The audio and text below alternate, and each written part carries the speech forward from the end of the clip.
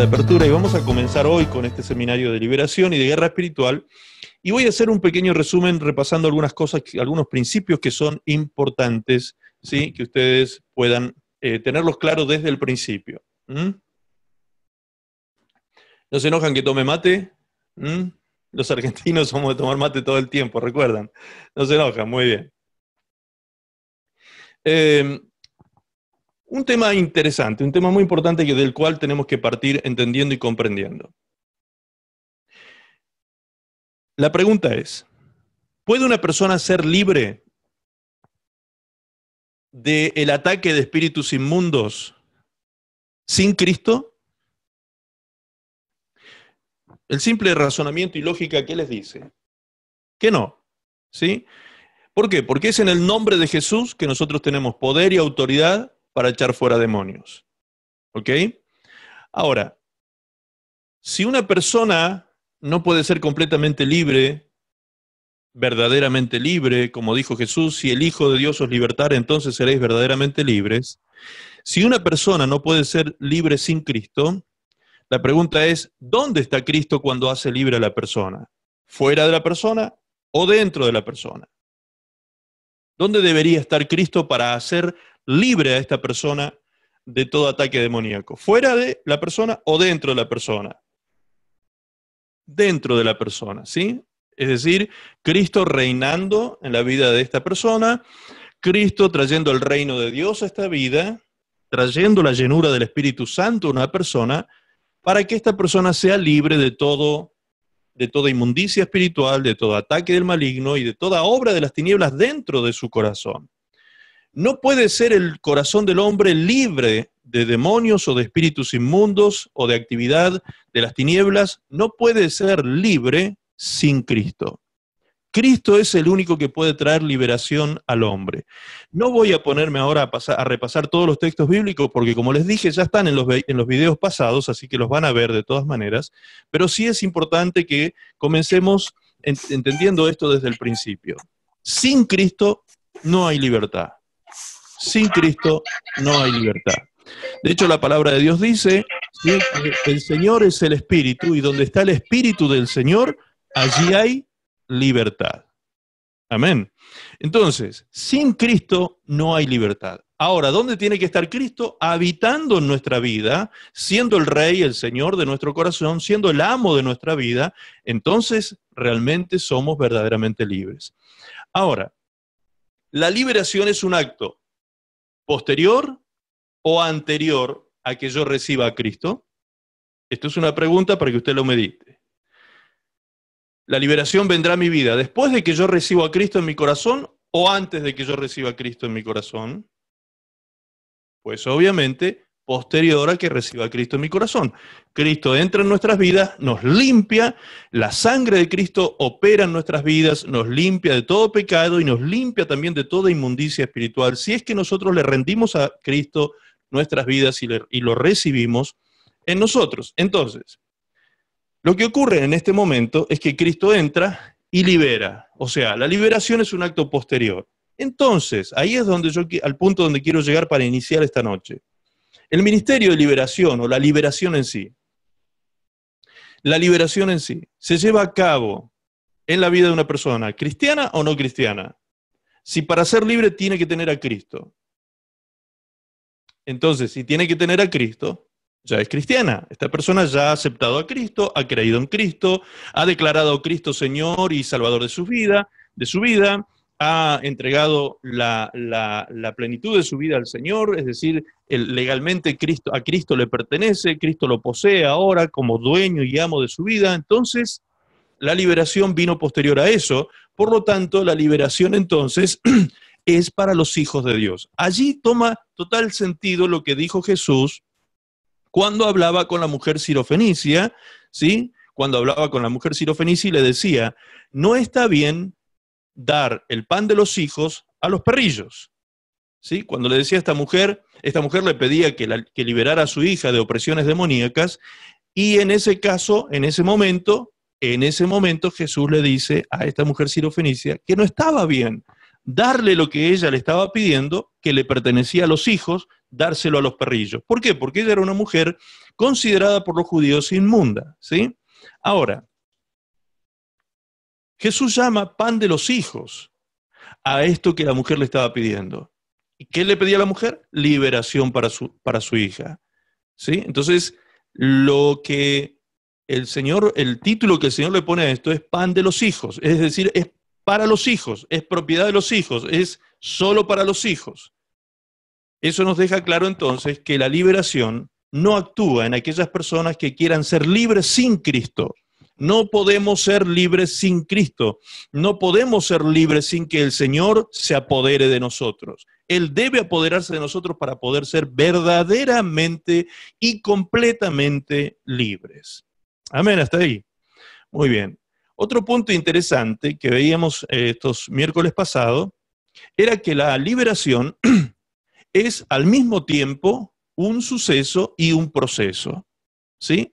Un suceso y un proceso. Veíamos estos miércoles pasados que hay situaciones de las cuales nosotros vamos siendo libres a lo largo de la vida cristiana en el proceso de santificación, de limpieza y santificación en nuestra vida, vamos siendo libres no solo de espíritus inmundos que nos han ido atacando a lo largo del crecimiento cristiano, sino también del pecado que mora en nuestro cuerpo. El apóstol Pablo en Romanos 7:15 deja claro que esta ley del pecado está vigente todavía en el cuerpo, en la carne de todo hijo de Dios, y lucha contra la ley de la mente, ¿sí? Que en la ley de su mente, Pablo decía, yo apruebo en mi mente la ley de Dios, yo quiero hacer la voluntad de Dios, sin embargo me encuentro que muchas veces estoy haciendo lo que aborrezco. Lo que no quiero hacer, eso es lo que hago. Y a esto Pablo lo llama la lucha de la carne contra la ley de su mente, ¿sí? La ley de la carne, la ley del pecado, se revela contra la ley de la mente. Y de la única manera, dice Pablo en el versículo 23, 7:23 de Romanos, la única forma en que yo puedo ser libre es por medio de Jesucristo nuestro Señor. Entonces, hay muchas cosas de las cuales nosotros tenemos que ser libres en realidad. Muchas cosas en las cuales nosotros de las cuales tenemos que ser libres y permanecer libres, ¿sí? Como dice Gálatas 5:1, allí dice que debemos permanecer. Estad pues firmes, dice el apóstol Pablo, en la libertad con que Cristo os hizo libres y no volváis otra vez al yugo de la esclavitud. Así sucede con muchas personas cristianas que han practicado algún tipo de pecado antes de convertirse a Cristo, abandonaron el pecado, se santificaron para el Señor, se apartaron para el Señor, Cristo limpió sus vidas, pero sin embargo algunos de ellos bajaron la guardia, no se mantuvieron firmes en la libertad con que Cristo los había hecho libres, entonces los problemas espirituales otra vez volvieron a sus vidas. Ahora, de esto es lo que tenemos que hablar más adelante. Esta noche vamos a entrar en este tema, porque justamente esto es lo que trae confusión a veces, ¿sí? Entonces, ¿cómo es esto? ¿Un cristiano puede estar poseído por demonios o no puede estar poseído? ¿Puede estar endemoniado o qué sé yo? ¿Cuál es el término que tenemos que utilizar para referirnos a una situación espiritual que un cristiano está viviendo con las tinieblas? Muy bien. Sobre estos puntos vamos a entrar a tratar esta noche, ¿sí? Y lo primero que vamos a ver es si realmente el enemigo puede atacar la vida de un hijo de Dios. Y si puede atacarlo, ¿cuánto puede atacarlo? ¿Sí? Ya hemos visto, como les dije, el miércoles pasado algo y vamos a hacer un rápido resumen para los que hoy están por primera vez. La pregunta es, ¿cuál es el poder de ataque del diablo contra un hijo de Dios si es que lo tiene? Si es que realmente tiene algún tipo de poder contra un hijo de Dios, el enemigo, la pregunta que nos hacemos es esta entonces. ¿Cuál es el poder de ataque que el diablo tiene contra un hijo de Dios? ¿Mm? ¿Puede eventualmente el diablo tocar a un hijo de Dios? Bien, partíamos diciendo el miércoles, en Primera de Juan capítulo 5, verso 18, leíamos, donde dice, sabemos que todo aquel que ha nacido de Dios no practica el pecado, pues aquel que fue engendrado por Dios le guarda y el maligno no le toca.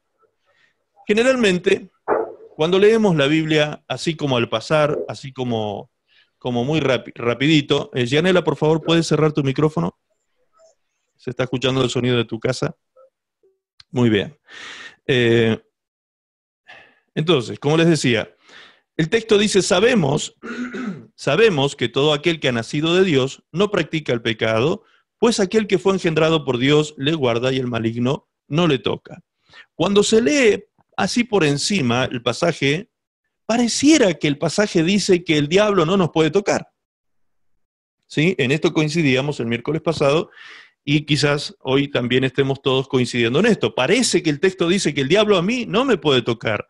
El maligno no le toca, dice, a aquellos que son nacidos de Dios. Pero el tema aquí es que este versículo, si hacemos la exégesis del texto bíblico, vamos a descubrir que hay un condicionante en esto. ¿Sí? Primero, número uno, dice que los que son nacidos de Dios, es decir, nosotros, los hijos de Dios, como dice Juan 1:13, los que no hemos nacido a esta nueva vida por voluntad de carne ni voluntad de varón, sino por voluntad de Dios, nosotros, los hijos de Dios, no practicamos pecado. Número uno, este es el condicionante, no practicamos pecado, ¿sí? En cambio, el que practica pecado es aquella persona que puede ser nacido de nuevo, es decir, una persona que ha puesto su fe en Jesucristo, es creyente, pero todavía no ha pasado de creyente a discípulo. Explicábamos unos miércoles atrás que hay cinco relaciones que Jesús tenía con la gente, 5 tipos de relaciones con la gente. Uno era oyente, el segundo era creyente, el tercero discípulo, el cuarto siervo y el quinto amigo de Dios, amigo de Jesús, ¿sí?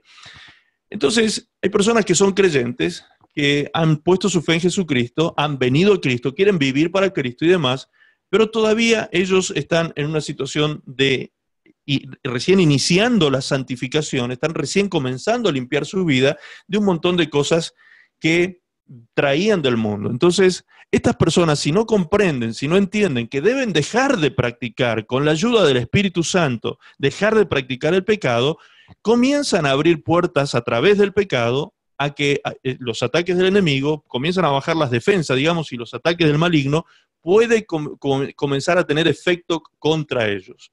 ¿Por qué? Porque el texto dice que los que son nacidos de Dios no practican el pecado, ¿sí? No dice que no pecan. Si ustedes miran el segundo versículo que anoté aquí, 1 Juan 1:8 dice, si decimos que no tenemos pecado, nos engañamos a nosotros mismos y la verdad no está en nosotros.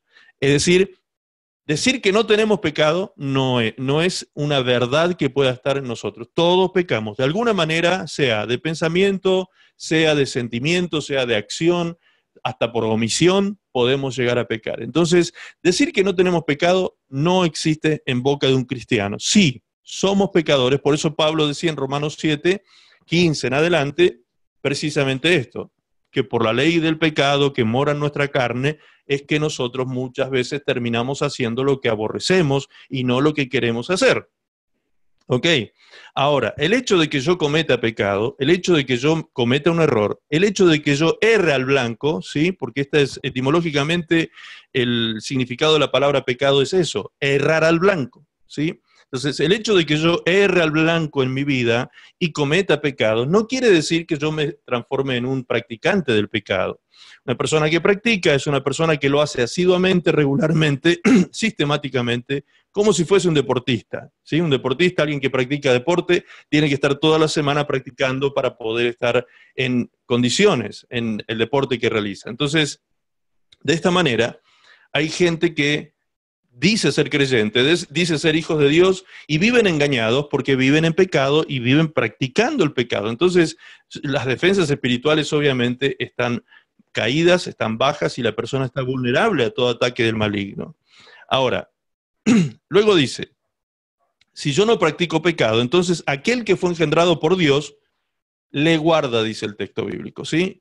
Aquel es un pronombre, está escrito con mayúscula, fíjense que ahí en su Biblia dice aquel con mayúscula. Se refiere a una persona, se está refiriendo a la persona de Cristo, el que fue engendrado por Dios, el primogénito de todos los hermanos. Entonces Cristo nos guarda, dice, cuando nosotros no practicamos pecado. Eso es lo que el texto está diciendo. El Señor nos puede guardar cuando nosotros no estamos practicando pecado. No que no tengamos pecado, sino que no practicamos. Es decir, cada día buscamos la ayuda del Espíritu Santo, la asistencia del Espíritu Santo para poder liberarnos del poder del pecado en nuestras vidas y de esa manera ir santificándonos cada día más para el Señor. Entonces, ¿Cómo se logra eso? El mismo pasaje de 1 Juan 1:8 que leíamos recién, allí el segundo pasaje que ustedes pueden ver en el PowerPoint, dice, si decimos que no tenemos pecado, nos engañamos a nosotros mismos y la verdad no está en nosotros. Y el siguiente versículo, el 9, dice, si confesamos nuestros pecados, Dios es fiel y justo para perdonar nuestros pecados y limpiarnos de toda maldad. ¿Sí? Así que tenemos salida de esa situación pecaminosa en que podemos vivir, los errores que podemos cometer o las situaciones de pecado que estamos peleando y queriendo vencer. Tenemos salida diaria, tenemos todos los días la misericordia de Dios renovada cada día y nosotros podemos confesarnos delante del Señor pecadores y necesitados de su asistencia todos los días de nuestra vida. Mientras el Señor vea en nosotros esa actitud de humildad, de que estamos buscando su poder y su ayuda, su asistencia para vencer el pecado, el Señor nos tendrá cubiertos, el Señor nos estará guardando y el maligno no nos puede tocar. ¿Sí? El maligno no nos puede tocar. Pero, ¿qué pasa con alguien que practica el pecado? ¿Sí? Ahora vamos a ver un caso, ¿sí?, de una persona que sí practicaba pecado. El apóstol Pablo lo menciona en 1 Corintios 5:1. Allí dice, de cierto se oye que hay entre vosotros fornicación, y tal fornicación que ni aún se nombra entre los gentiles. O sea, era una cuestión espantosa lo que estaba pasando allí en Corinto. Tanto que alguno tiene la mujer de su padre. Y vosotros estáis envanecidos. En otras versiones bíblicas dice, y vosotros estáis orgullosos de eso. ¿Sí? Como que se creían que estaban espectacular de esa manera. ¿No deberíais más bien haberos lamentado para que fuese quitado de en medio de vosotros el que cometió tal acción? Ciertamente yo, como ausente en cuerpo, pero presente en espíritu, ya como presente he juzgado al que tal cosa ha hecho. Y escuche lo que dice ahora. En el nombre de nuestro Señor Jesucristo, reunido vosotros y mi espíritu con el poder de nuestro Señor Jesucristo, el tal... Es decir, esta persona que practica pecado y no se arrepiente, el tal sea entregado a Satanás para destrucción de la carne, a fin de que el espíritu sea salvo en el día del Señor Jesús. ¿Se da cuenta? Entonces, ¿por qué a esta persona el diablo lo podía destruir en la carne hasta liquidarlo? Pues porque esta persona no se arrepentía y vivía sistemáticamente pecando, regularmente pecando sin arrepentirse de este pecado tan increíble. Y Pablo dice, ni siquiera los gentiles, la gente del mundo vive en tal situación de pecado. Ahora Pablo dice que lo entrega en las manos de Satanás para destrucción de la carne. Entonces, ¿Satanás podía hacerle algo a esa persona o no? Sí podía hacer algo a su cuerpo. No iba a tocar su espíritu sería salvo, pero iba a tocar su carne porque él había dado lugar por medio del pecado. ¿Sí? El pecado practicado, el pecado sin arrepentimiento, el pecado sistemático, el pecado regular, es lo que abre puertas para que Satanás tenga derecho legal para destruir el cuerpo de una persona. Entonces, ¿que puede hacer daño al enemigo? Claro que puede hacer daño al enemigo, ¿sí? Por supuesto que puede hacer daño. Lo vimos el miércoles pasado y queremos repasar rapidito para los que están tomando nota. ¿Sí? Repasar rapidito el tema de cuánto daño o qué tipos de daños puede hacer el enemigo contra un cristiano. Dice en Hechos 10, 37 y 38, que un demonio puede enfermar. Tomen nota, por favor. Yo lo voy a leer rápido, después ustedes lo pueden leer, pero la explicación profunda de esto fue dada el miércoles pasado, así que el video está disponible para ustedes también. ¿Qué tipos de daños? Un demonio puede enfermar, y eso está escrito en Hechos 10, 37 y 38.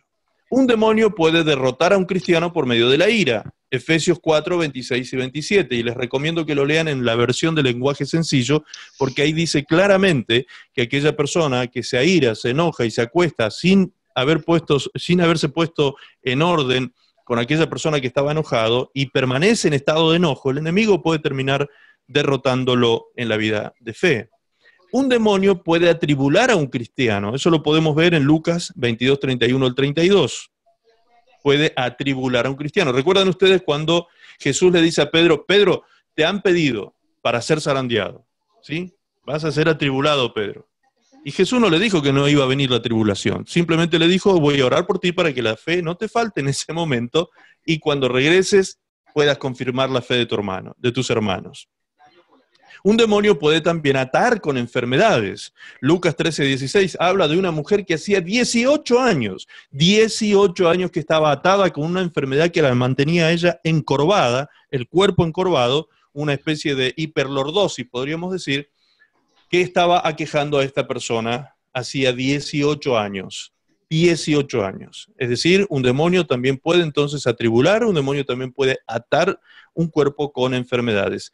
Y estamos hablando de lo que un demonio le puede hacer a un cristiano, ¿eh? Todos estos casos son casos de gente que pertenecía al pueblo de Dios, al pueblo de Dios. No estamos hablando de gentiles. En este caso, específicamente en este caso, Jesús llamó a esta mujer hija de Abraham, ¿sí? Así como a nosotros también la palabra de Dios nos llama hijos de Abraham, ¿sí? Nosotros somos hijos de la fe también.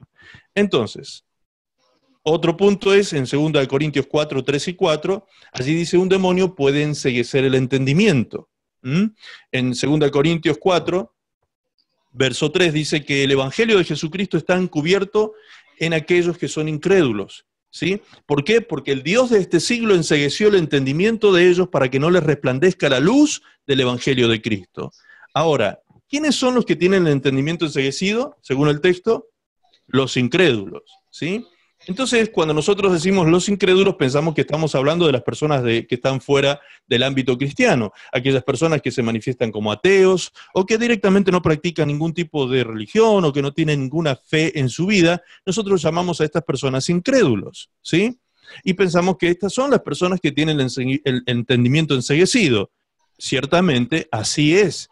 Pero también la Biblia dice, la palabra del Señor dice en Hebreos 3:12, que la incredulidad es algo que se manifiesta en el pueblo de Dios, ¿sí? Tanto del Antiguo Testamento como ahora, en este tiempo, hay incredulidad que ataca al pueblo de Dios y muchas veces el enemigo con esa incredulidad lo que hace es cegar el entendimiento y la persona no puede ser libre ni ver la gloria de Cristo en su vida, para que no les resplandezca la gloria de Cristo, dice la palabra. Entonces, muchas veces no podemos ver la gloria de Dios actuando en nosotros porque estamos enceguecidos a causa de la incredulidad. Dice la palabra en Hebreos, no haya en vosotros, hermanos, que no haya en vosotros, dice, corazón malo de incredulidad, ¿sí? Que nosotros desechemos la incredulidad, nos ocupemos de eso, trabajemos en esto de desechar la incredulidad de nuestras vidas. Muy bien. 2 Corintios 12, 7 y 9 dice que también un demonio puede aguijonear y abofetear a un cristiano. Miren ustedes, aguijonear y abofetear a un cristiano. ¿De quién habla este pasaje? 2 Corintios 12, 7 y 9. Del apóstol Pablo. El mismo apóstol Pablo dice que un mensajero de Satanás le ha sido asignado a él para que lo abofetee cada vez que él se sobreexaltaba a causa de las revelaciones que él tenía de parte de Dios. Y dice que esto se lo envió Dios. Esto es tremendo, tremendo. Dios permitiendo que un mensajero de Satanás venga y toque a uno de sus hijos. ¿Pero por qué Dios puede permitir semejante cosa? Pues por el bien de su hijo. Porque Pablo dice precisamente que esto solamente se activaba en él cuando él se sobreexaltaba, ¿sí? Él tenía un tema de carácter, él tenía un problema de carácter evidentemente, entonces de esta manera el Señor lo mantenía a raya, lo mantenía en humildad, lo mantenía dependiendo de él. Y de esta manera Pablo, ¿sí?, no se envanecía, no se engrandecía, porque Pablo tenía un nivel de revelación impresionante. Imagínense que él escribió aproximadamente el 70% del Nuevo Testamento. Él vino a revelar a los gentiles y a las naciones el evangelio de la gracia de Jesucristo, evangelio que los discípulos de Cristo nunca conocieron. A ellos se les reveló también por medio del apóstol Pablo. Algo extraordinario. Entonces, imagínense que para Pablo no era fácil. Un hombre que había sido de un carácter muy rudo, porque la historia dice que Pablo era un hombre que guiaba a un ejército que trastornaba a los cristianos y los perseguía y los ultrajaba. Era tremendo lo que Pablo hacía antes de su conversión. Entonces, una vez que Pablo se convierte, una vez que Pablo viene a Cristo, ¿se imagina usted encontrarse con gente que había caminado con Jesús 3 años y que todavía no entendían cómo era el Evangelio y de qué se trataba todo esto? Para él no fue fácil esto. Pablo también era un doctor en la ley, era un doctor de la ley, era una persona preparada a los pies de Gamaliel, un famoso rabí de aquella época, un rabino de aquella época. Entonces era un hombre de profundo conocimiento y a él se le reveló por medio de Jesucristo el Evangelio de la gracia. Entonces, obviamente, al tener semejante nivel de revelación, muchas veces Pablo sentiría cierto nivel de frustración con estas personas que habían caminado tanto tiempo con Jesús y no entendían nada de lo que Jesús había querido dejar establecido en la tierra.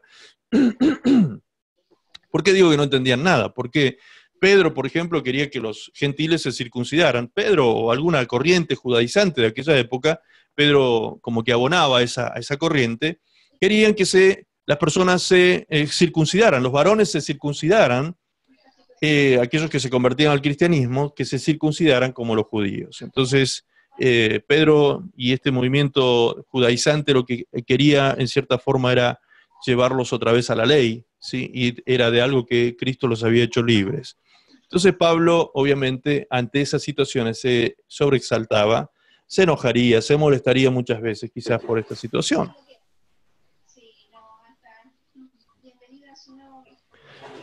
Así que con Pablo Dios tuvo que tratar de esta manera para solucionar el problema.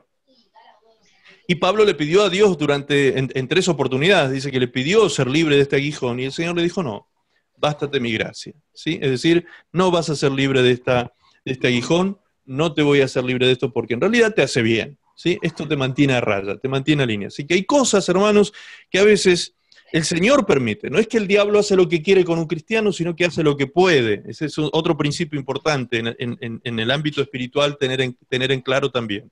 Nunca el diablo hace lo que quiere con nosotros, a menos que nosotros se lo permitamos. Hay un solo versículo bíblico que más adelante vamos a leer, donde dice que el diablo hace lo que quiere con los rebeldes. Claro, pero el cristiano tiene que ser rebelde para que el diablo haga lo que quiera con esa persona, ¿sí? Muy bien, vamos a la siguiente hoja y seguimos viendo los tipos de daños que el diablo puede hacer a una persona.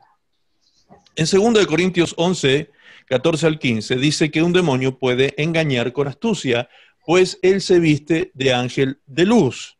De ahí la importancia de que la iglesia tenga discernimiento de espíritu, pese los espíritus, ¿sí? Para que no sea engañado por ningún tipo de espíritu inmundo que se manifieste como ángel de luz. En 1 Pedro 5:8 dice que también un demonio puede traer destrucción a la vida de un cristiano, ¿sí? Puede traer destrucción, puede devorar, dice en la versión Reina Valera, y en la versión de lenguaje sencillo dice destruir. Destruir, es una palabra tremenda. Yo le invito a que usted busque esa palabra en su diccionario después y va a ver lo que significa destruir. Es tremendo. Y eso dice que el enemigo puede hacer contra un cristiano. Destruir al cristiano. Eso es lo que él busca, tratar de destruir. Él anda como león rugiente buscando a quien destruir. Cuidado con esto. Ahora aquí viene una parte que me llama mucho la atención. En 1 Tesalonicenses, capítulo 2, versos 18 y 19, dice que Satanás estorba en la obra misionera, ¿sí? ¿Por qué dice eso este texto? Porque Pablo lo que está reconociendo, podríamos decir, y esto me llama también mucho la atención, es que el diablo no le había permitido a él llevar a cabo en varias ocasiones viajes misioneros. Él había querido ir a Tesalónica y no había podido llegar por causa de que Satanás había estorbado sus viajes, ¿sí? Y él lo dice abiertamente allí en 1 Tesalonicenses 2, 18 y 19, dice que Satanás le estorbó y no le permitió hacer esos viajes que él tenía pretendido hacer hacia esta ciudad. Entonces, vemos cómo también el enemigo se presentó ante la obra misionera que Pablo estaba llevando a cabo. El enemigo también llevó a cabo este acto de ataque, ¿sí? De estorbo, de hacer problemas, de poner atajos, situaciones, obstáculos, para que Pablo no pudiese concretar ese viaje. Julián, bienvenido. Dios te bendiga, Julián, querido. ¿Puedes cerrar tu micrófono, por favor? Así no se escucha el ruido de tu casa, Julián. ¿Sí? Tienes que cliquear ahí donde está el micrófono, chiquitito, y se va a cerrar el audio. Muy bien. Qué bueno que están entrando. Siguen entrando, hermanos, a la sala. Seguimos entonces con el tema. Como les dije, esto yo lo estoy repasando rapidito porque ya está en el video pasado, pero quería hacer un resumen para que entremos en el tema.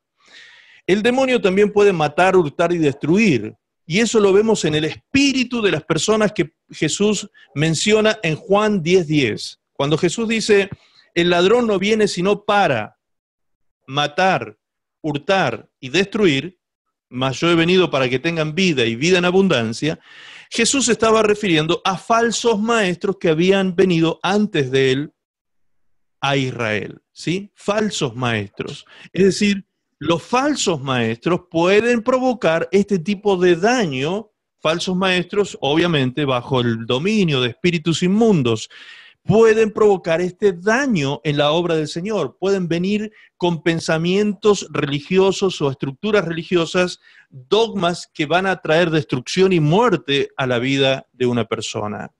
¿Se da cuenta? Entonces, también el demonio puede trabajar adoctrinando. Por eso al principio vimos esa placa y vamos a terminar hoy con esa placa también, acerca de que los demonios pueden adoctrinar. Esto es tremendo esto. En 1 Timoteo 3, 6 y 7, dice que el demonio también puede poner trampas ante la vida de un cristiano. Todo esto que estamos mencionando no es que la actividad demoníaca en el mundo. Estamos hablando de la actividad demoníaca en contra de los hijos de Dios. Repito, para los que están entrando, recién están entrando, ¿sí? El demonio pone trampas en el camino de la vida cristiana para que nosotros tropecemos. Pone tropiezos en la vida de fe para que nosotros no podamos avanzar, crecer y desarrollarnos en una vida de fe, ¿sí? Sana, saludable, armoniosa con el Señor. El enemigo viene y pone tentaciones, trampas, situaciones para que nosotros no podamos desarrollarnos como corresponde. Pero obviamente, ¿para qué estamos estudiando esto? Para tomar conciencia de que esto es lo que Él hace contra nosotros y no caer en esas trampas. Muy bien. Segundo de Timoteo 2, 24 y 26, dice que el demonio hace lo que quiere con los rebeldes. Ese era el versículo que recién les mencionaba. Que el demonio o los demonios hacen lo que quieren con los rebeldes, ¿sí? Con las personas que se mantienen en rebeldía, en rebelión.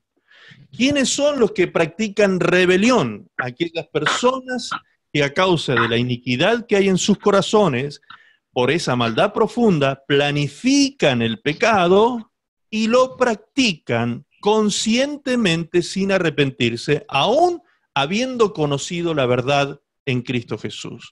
¿Sí?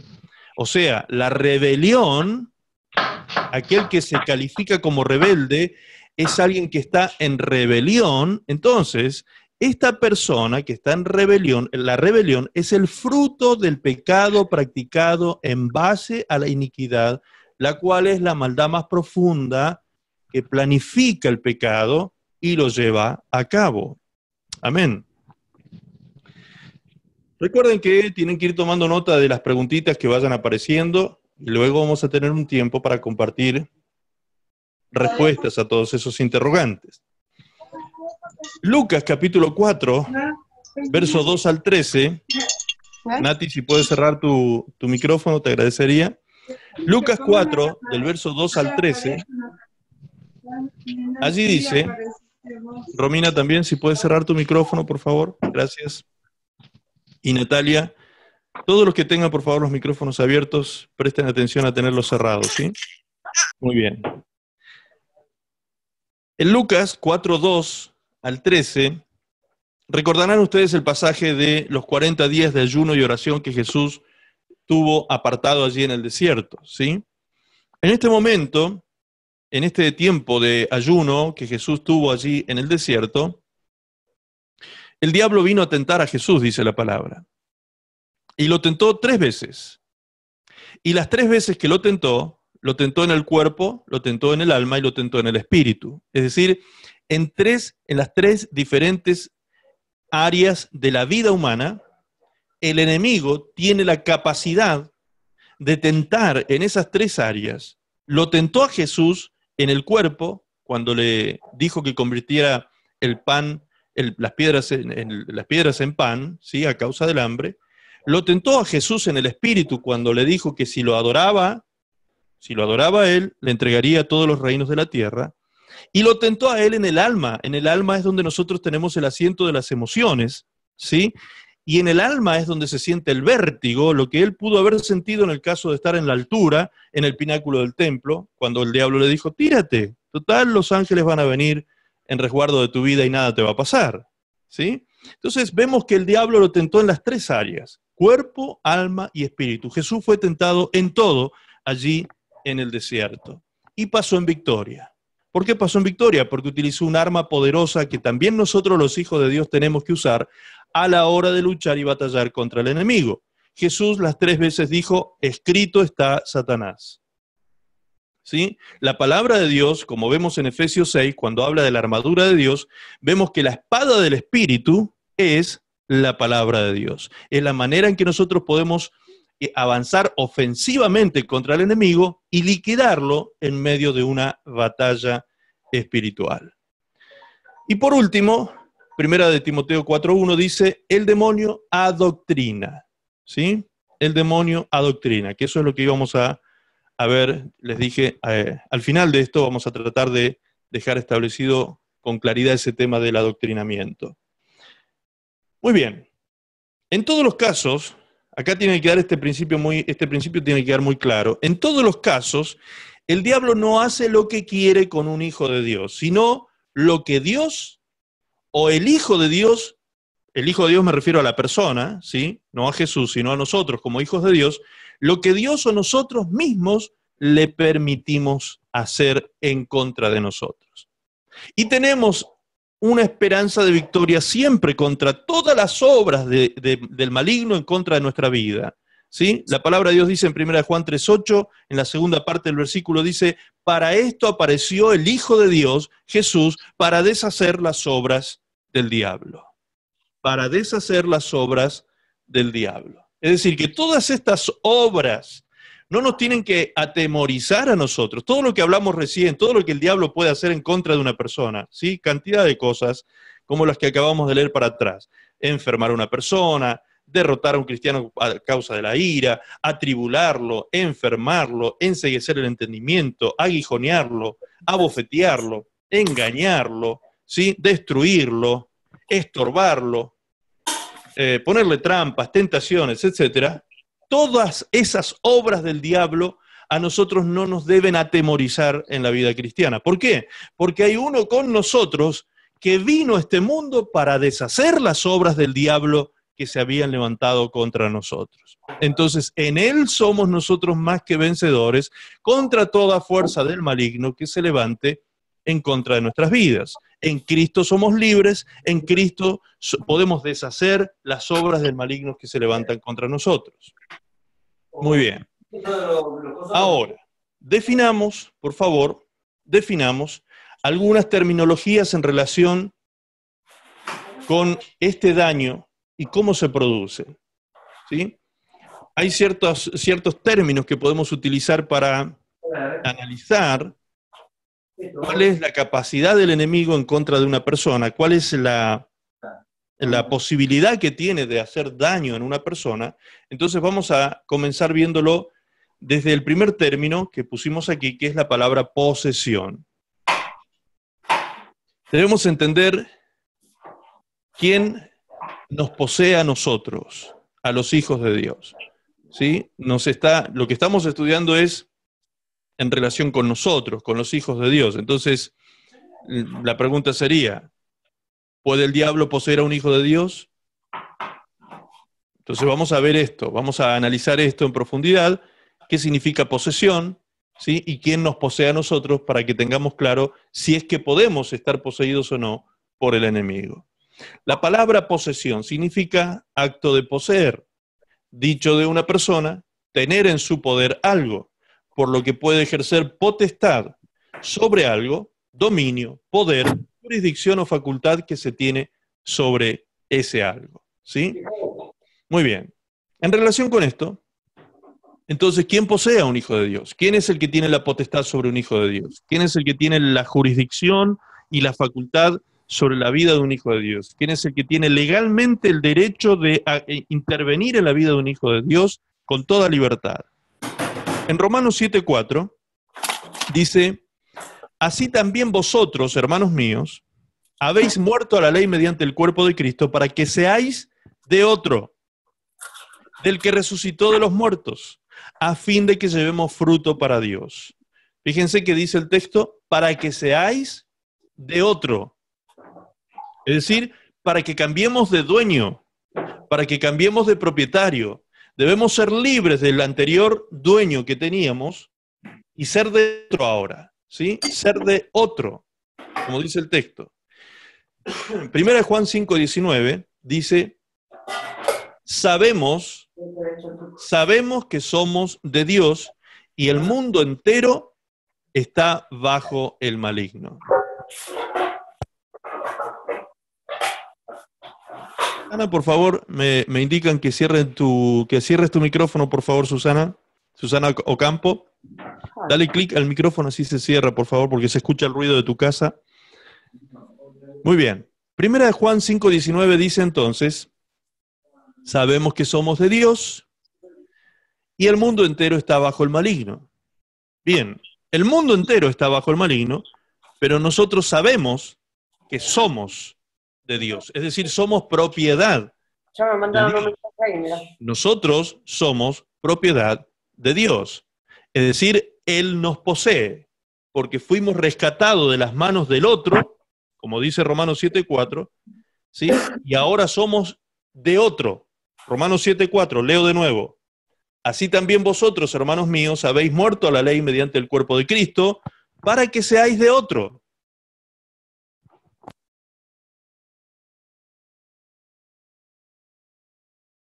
Para que seáis de otro, del que resucitó de los muertos, a fin de que llevemos fruto para Dios. Es decir, ¿quién es ese otro? El que resucitó de los muertos. ¿Sí? Entonces, Él es nuestro dueño ahora, Él es nuestro amo ahora, Él es quien nos posee, Él es quien tiene jurisdicción sobre nuestras vidas, el que tiene total facultad y el que tiene todo el permiso de intervenir en nuestras vidas, porque nosotros mismos le rendimos nuestra vida a Él, se la entregamos a Él, por causa de nuestra fe puesta en Él, le rendimos nuestra vida y ahora Él es nuestro dueño y nuestro amo. Amén. Colosenses 1:12 dice así, 1:12 al 14. Dice, con gozo, dando gracias al Padre que nos hizo aptos para participar de la herencia de los santos en luz, el cual nos ha librado de la potestad de las tinieblas.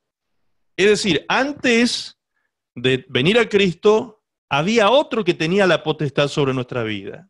¿Sí? Potestad. Recuerden, potestad tiene que ver con jurisdicción, el tener legalidad sobre una jurisdicción, sobre un territorio, tener el poder sobre ese territorio, la autoridad sobre ese territorio de forma legal.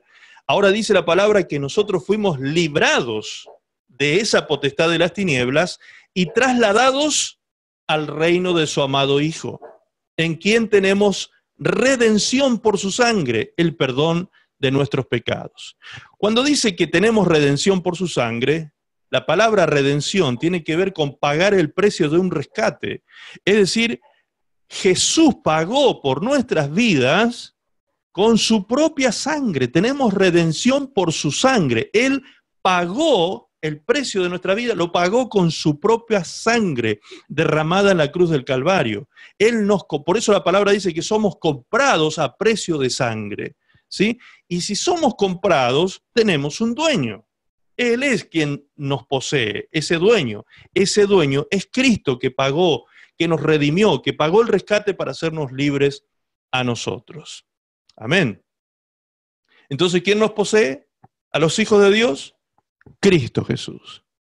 Un cristiano, un hijo de Dios, entonces no puede estar poseído por el diablo, porque la palabra poseer, posesión viene de poseer, ¿sí? Ser dueño, ser propietario de algo.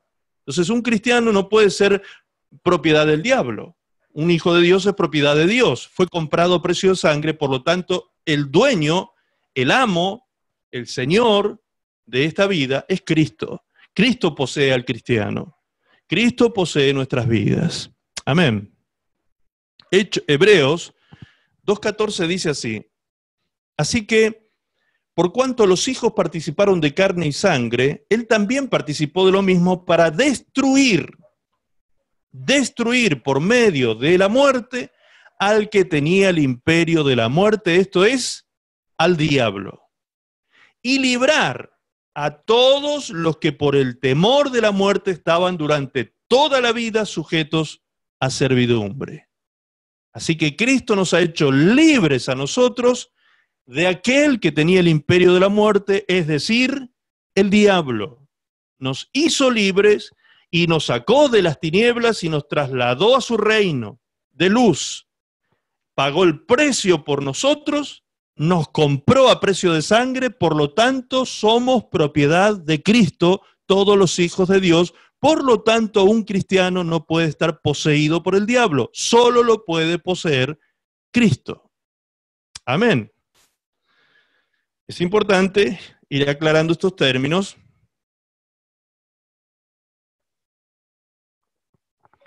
para no ser atormentados por el diablo, hermanos, porque hay cristianos que son atormentados por falta de conocer estas cosas, precisamente. Lo dice el profeta Oseas cuando dice por falta de conocimiento el pueblo de Dios es destruido. Entonces, la posibilidad de ser destruido está. Y la posibilidad de ser destruido está porque nos falta conocimiento. Por eso es importante tener claro quién es nuestro dueño, quién es nuestro amo, quién nos posee, quién es aquel que pagó el precio por nosotros. Nadie nos quitará de su mano a menos que yo me rebele contra él, ¿sí? A menos que yo me transforme en un rebelde, entonces el diablo puede hacer conmigo lo que quiera, ¿sí? Entonces, cuidado con la rebelión en nuestras vidas. Muy bien, pasemos ahora a otra palabra, a otra terminología que está relacionado con este tema de el enemigo contra los hijos de Dios. Y esta es la palabra opresión. Opresión significa acción y efecto de oprimir. Oprimir tiene dos acepciones que vamos a utilizar para este caso. Una es ejercer presión sobre algo y la segunda es producir agobio o desasosiego grave a alguien. Escuche con mucha atención, por favor, porque aquí sí nos vamos a meter en un tema que sí a un cristiano le afecta. Ya ha quedado claro que posesión no existe para nosotros, el diablo no nos puede poseer, pero sí la opresión espiritual va a estar presente en la vida de un cristiano. Esto sí. ¿Qué es entonces opresión? Es la acción y efecto de oprimir. Oprimir es ejercer presión sobre algo, ¿sí? Como si yo tomase, por ejemplo, una pelota de fútbol y la aprieto. Estoy ejerciendo presión sobre esa pelota. También es producir agobio o desasosiego grave, un agobio grave a alguien. ¿Y qué significa agobio? Esta palabra tiene varias acepciones y las vamos a leer a continuación. Es, uno, imponer a alguien actividad o esfuerzo excesivos, procurar gravemente y causar gran sufrimiento a alguien. Dos, rendir, deprimir, abatir a alguien. Tres, inclinar o encorvar la parte superior del cuerpo hacia la tierra. Eso también es una opresión. Cuatro, dicho de un peso o de una carga, hacer que se doble o incline el cuerpo sobre el cual descansa. 5, rebajar, humillar, confundir. Todo esto tiene que ver con opresión. Y si esto lo llevamos al plano espiritual, nos vamos a dar cuenta que efectivamente el diablo ejerce presiones contra los hijos de Dios, opresiones, y ejerce presión contra nosotros y pretende agobiarnos y quitarnos el sosiego. Por eso dice producir agobio o desasosiego. La palabra desasosiego significa sin sosiego, sin paz, sin tranquilidad. ¿Me entiendes? Entonces el enemigo cuando oprime, lo que te quita, lo que pretende quitarte es el sosiego, la paz, la armonía espiritual, la tranquilidad. El enemigo pretende hacer esto y producir un agobio grave sobre tu vida.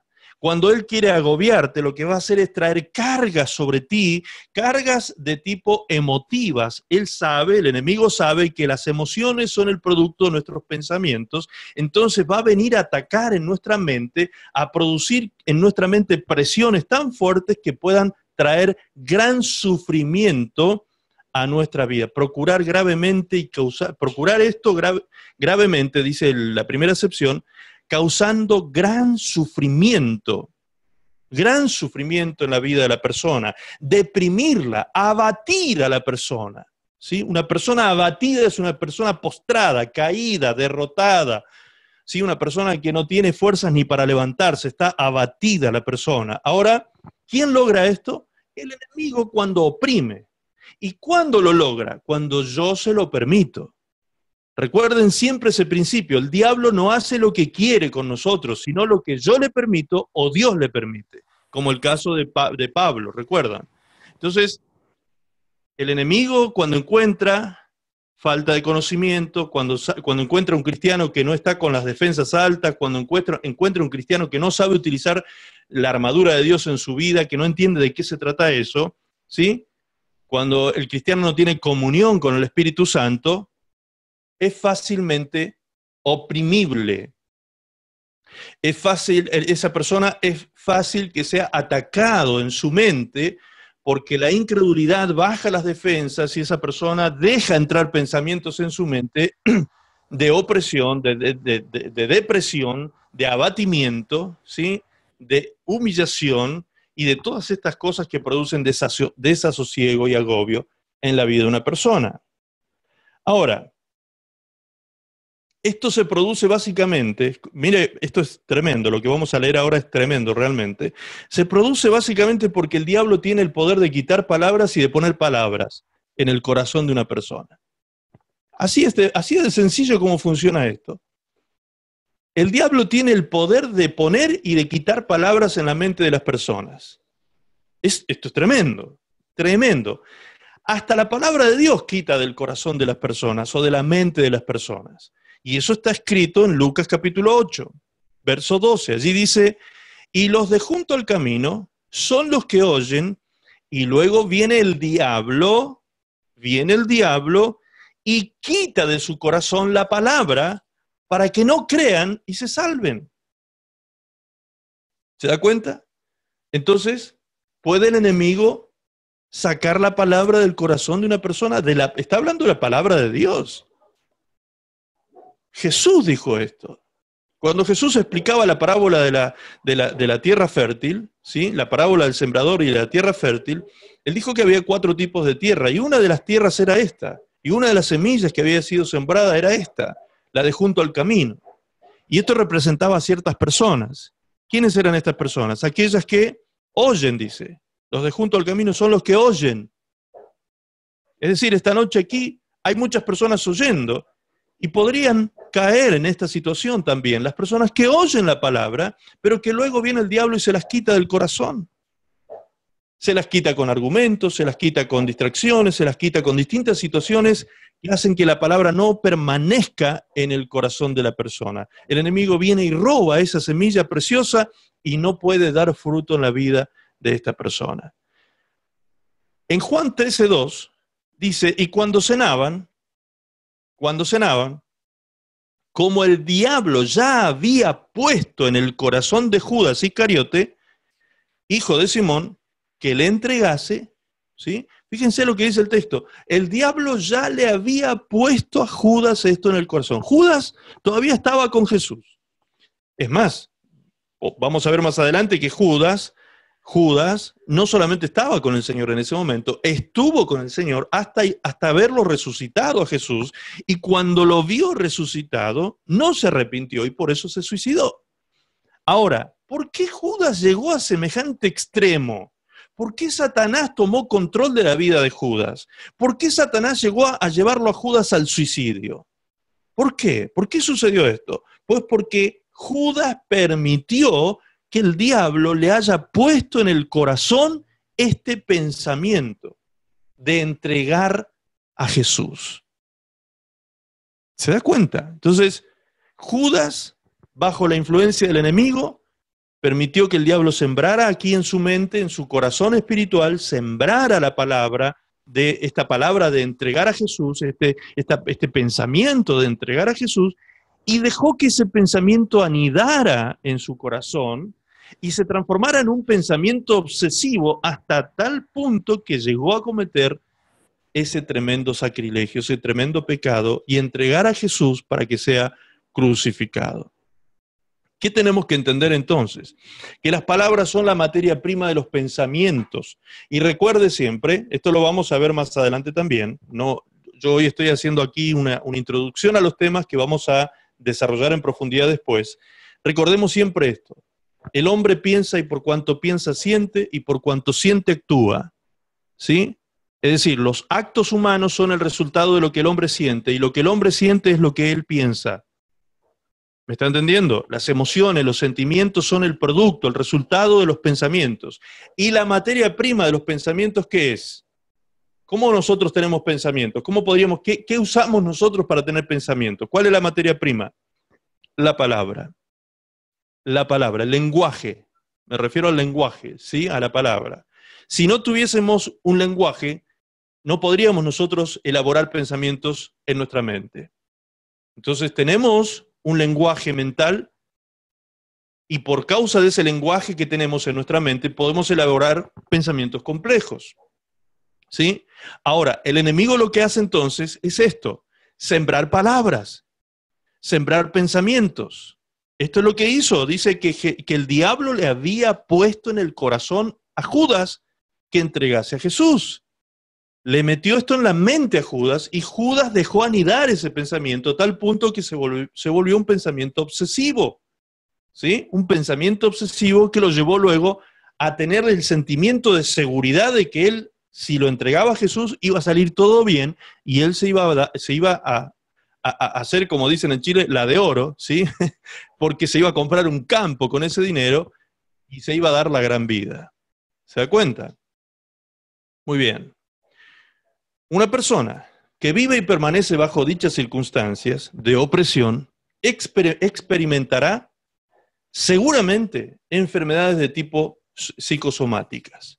Enfermedades de tipo psicosomáticas. Recién vi que estaba Daniela, no sé si estará. A ver, hijo, ¿te fijas por favor si me podés colocar acá en pantalla? Acá estoy. ¿Estará Daniela? Abrí el micrófono recién. Abrí tu micrófono, Dani, si estás, por favor. Sí, estoy. Aquí estoy. ¿Me escuchan? Ahora sí. Acá, hijo, recién lo habías puesto. Ok, ahí te estoy viendo, Daniela. Sí. ¿Me escuchan bien, sí?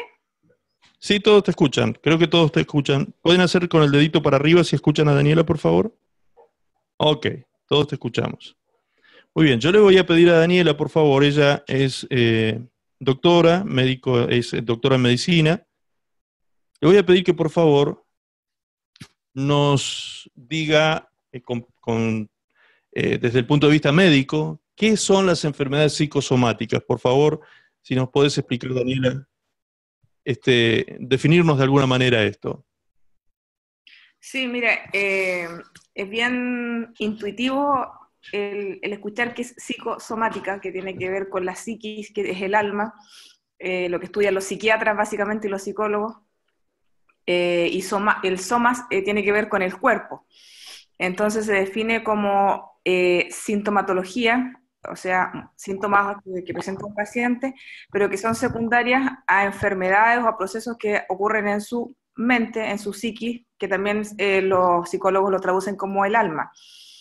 En el alma donde están efectivamente, como decía Max, los pensamientos, los sentimientos, las decisiones. Entonces tiene bastante que ver con lo que estaban comentando recién. Y en general hay bastantes enfermedades que médicamente se definen como psicosomáticas. En medicina, lo que normalmente se hace frente a un síntoma o a un conjunto de síntomas, molestias que tiene un paciente, es hacerle una serie de estudios para verificar que no haya algo 100% somático, o sea, 100% del cuerpo. Cuando todo esto está 100% normal, se deduce que en realidad hay un trasfondo de esto que posiblemente sea lo psicosomático, que vendría a ser que hay algo en la psiquis que en realidad está afectando el cuerpo. Lo cual no significa, y eso es importante decirlo, que el paciente invente los síntomas. Pocas veces sucede eso. La mayor parte de las veces el paciente siente la molestia, pero no hay ninguna base orgánica, física, digamos, corporal que justifique esa molestia. No sé si se entiende. En el fondo, el paciente efectivamente, por ejemplo, la cefalea, que es el dolor de cabeza tensional, el dolor el paciente efectivamente lo tiene y hay que tratarlo, pero el origen es, por ejemplo, el estrés, situaciones que lo tienen preocupado y que también hay que solucionarla. Otro ejemplo bien típico y que es 100% psicosomática es una enfermedad que no sé si la habrán escuchado, que se llama fibromialgia.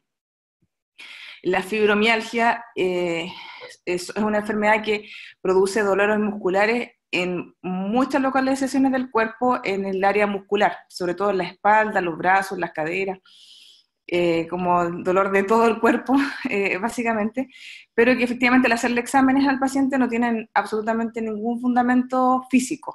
Y sí, hay generalmente un trasfondo psicológico demostrado, hasta el punto de que un reumatólogo, que son los que ven este tema de los huesos y los músculos, si encuentra un de fibromialgia, siempre va a enviar a ese paciente al psiquiatra. Nunca, no se puede omitir, digamos, en el caso médico, un tratamiento de tipo psicológico y un manejo de muchas veces traumas que hubo durante la infancia, en este caso. Y así hay un montón de otras, como el síndrome de intestino irritable, lo que le decían antes, la cefalea tensional, diarreas que son funcionales, hay problemas para tragar que son también psicosomáticos, y bueno, así una serie de otras enfermedades.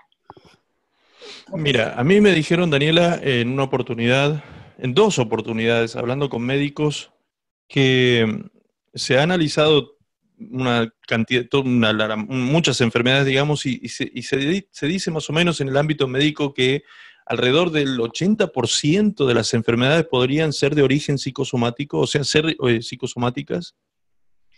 Claro, hay algunas que están 100% definidas como psicosomáticas, como 100%.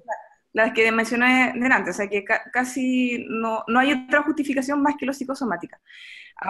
En las demás, más bien existe, claro, para llegar a ese 80% probablemente consideraron muchas enfermedades que tienen un gatillante psicosomático.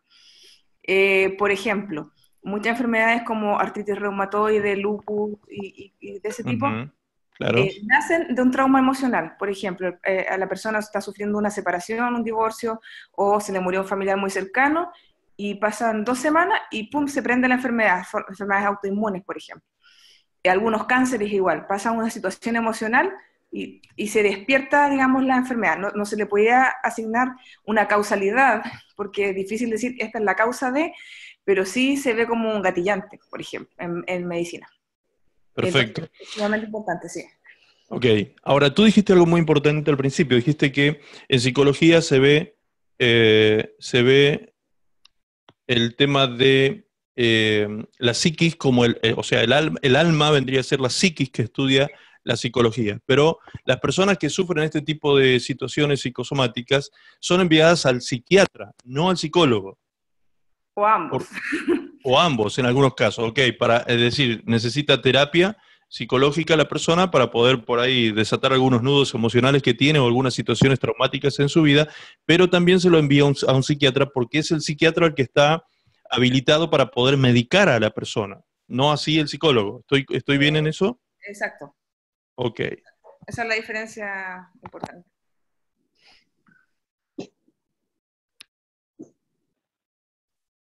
Muy bien. Entonces,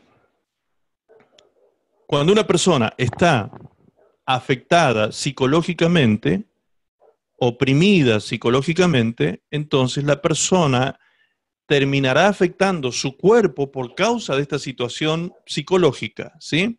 Ahora, hay algo más que sucede, y no sé si está Daniela esta noche aquí entre nosotros. Yo no veo acá en la pantalla a todas las personas, por eso pregunto. Si estás, Daniela, no, perdón, Catalina. Catalina, si está Catalina, si puede abrir su micrófono. Porque me gustaría que ella como psicóloga, ella ya está a punto de recibirse como psicóloga, ya está haciendo prácticas psicológicas y demás. Si me puedes colocar, hijo, acá a Catalina, por favor.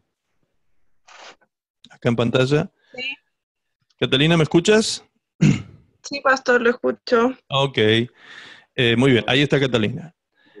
Catalina, ella está ya haciendo prácticas como psicóloga, y me gustaría, Catalina, que tú me digas si muchas veces se encuentran los psicólogos con situaciones que no son abordables desde las técnicas psicológicas porque sobrepasan lo teóricamente o lo comprendido dentro de lo psicológico. Es decir, hay cosas que están más allá de la psiquis, ¿sí? Podríamos decir fuerzas externas o cosas externas que oprimen a una persona. Se reconoce desde la psicología que hay cosas que no se pueden manejar psicológicamente. Sí, pastor.